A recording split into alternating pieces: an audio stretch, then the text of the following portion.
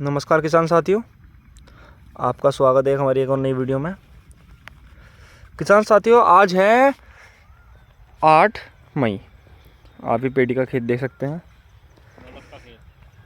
नौलख का खेत देख सकते हैं आप सब। कितना स्वस्थ, कितना अच्छा हरा भरा खेत हो रहा है ये। पर अब टॉप बोरो की दूसरी पीढ़ी के आने का समय हो चुका है, लगभग आ ही चुकी है। आपको मैं दिखा देता हूँ। अभी आपको मैंने शुरू में दिखाया था, ये देखिए, ये तितली यहाँ बैठे हुए अपना इस टाइम अंडा दे रही है। और इस बार तितलियों की तादाद पहले से काफ़ी ज़्यादा होगी, क्योंकि एक तितली लगभग 200 पौधों पे अंडे देती है। तो ये समझ लीजिए आपने लगभग अब 200 तितलियाँ अब आपके सारे खेतों में अंडे देंगी। ये समझ लीजिए एक तितली के उससे तो 200 गुना लगभग इस बार तितलियों का ज़्यादा होंगे इस बार। तो किसान साथियों, या तो समय रहते स्प्रे कर दीजिए, या तो फिर जो आपने अभी अप्रैल में, मई में, मार्च में अपने पेड़ी गन्ने को नीचे जाते हुए देखा है, आपको ये समस्या फिर से देखनी पड़ेगी।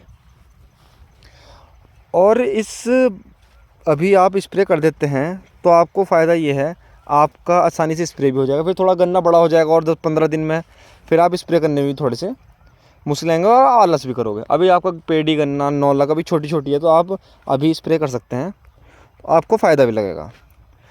और किसान साथियों, अब मैं आपको दवाइयाँ बता देता हूँ आपको क्या करनी चाहिए मेरी सलाह से, क्योंकि फ़िलहाल हम अभी स्प्रे मार के हटे ही हैं।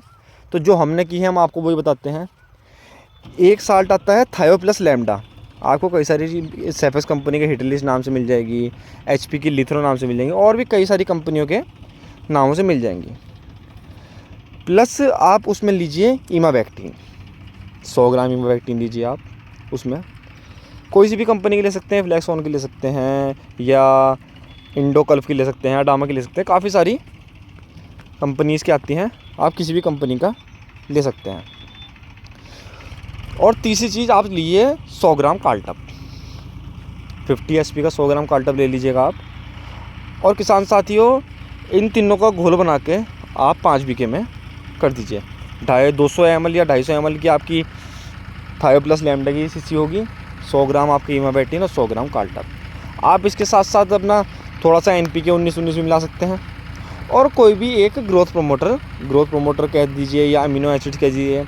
सबसे सस्ता बताऊं तो मैं आपको, आप आधी किलो वाला 93% या 98% वाला ब्लैक गोल्ड का यूज़ करिए, गन्ने में रंग अच्छा आएगा। दूसरी चीज़, गन्ने की बढ़वार अच्छी होगी। या फिर आप अडामा का फ्लेमबर्स यूज़ कर सकते हैं, ग्रोथ मैं बता रहा हूँ आपको।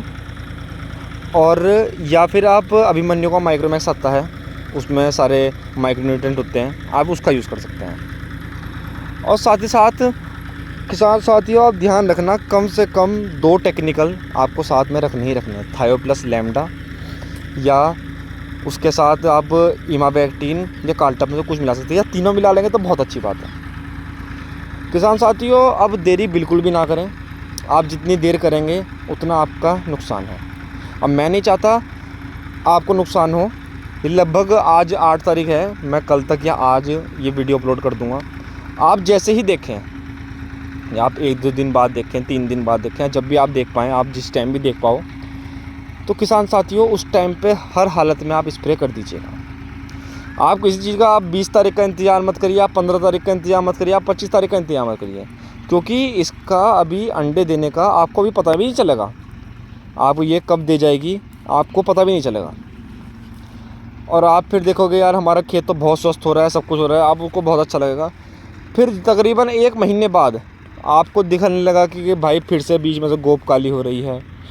गोप काली होने के साथ साथ नीचे से भैया आपको फिर सुंडी लग गई, तो फिर वो अगली पीढ़ी आपकी तैयार हो जाएगी। उस टाइम पे उसको मारना बहुत मुश्किल हो जाता है, काफ़ी सारे साल्ट मिलाने पड़ेंगे या कुछ।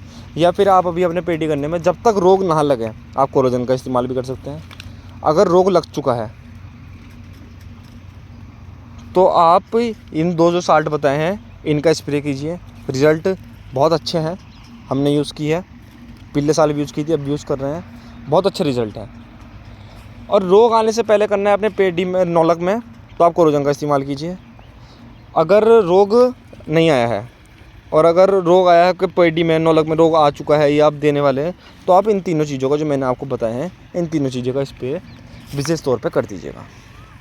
किसान साथियों, कोई फ़ायदा नहीं है कोई भी आपको कुछ भी बताए, पर आप अभी स्प्रे हर हालत में कर दीजिएगा। या नीचे से आप इसमें कोई भी नीचे से भी आप दवाई डाल सकते हैं, कीटनाशक। आप जैसे अपने खेत में खाद लगाएंगे तो आप कोई भी एक कीटनाशक मिला सकते हैं। देखो कार्टप हो गया, उसका 20 दिन का रिजल्ट है। कोई और चीज़ होगी, लीजेंट हो गई, उसका 30 से 35 दिन का रिजल्ट है। बायो का जो आता है रीजेंट अल्ट्रा 0.6% वाला।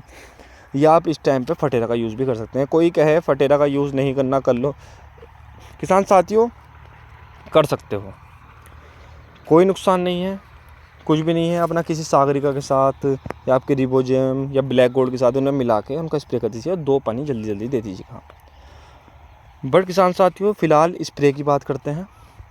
तो स्प्रे देखिए, आप खुद देखिए कि खेत कितना अच्छा है। ये लगभग बहुत अच्छा जमाव हुआ है।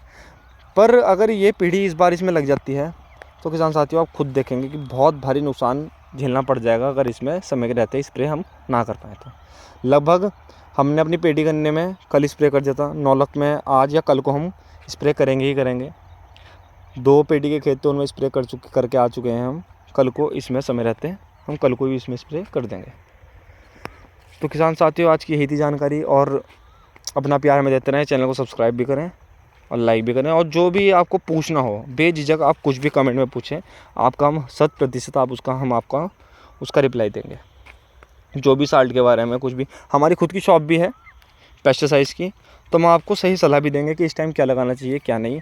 तो आप बेझिझक होकर हमसे कोई भी सवाल जवाब कर सकते हैं, ठीक है। और चैनल को सब्सक्राइब करना ना भूलें किसान साथियों।